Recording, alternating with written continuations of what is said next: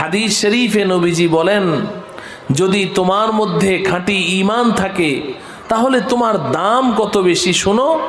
ওয়া আন তালকা আখাকা বিওয়াজহিন তালিকিন সাদাকাতুন।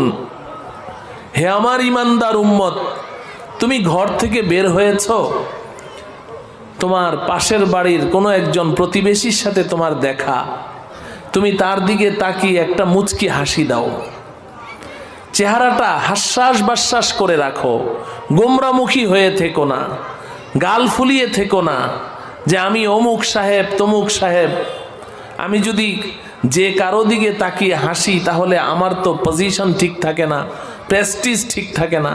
না, সে তোমার একজন ভাই, যতই গরিব হোক, যতই অবহেলিত হোক, তোমার একজন মুসলিম ভাই, তুমি তার দিকে তাকিয়ে শুধু চেহারাটা হাসিমুখী করে রাখো।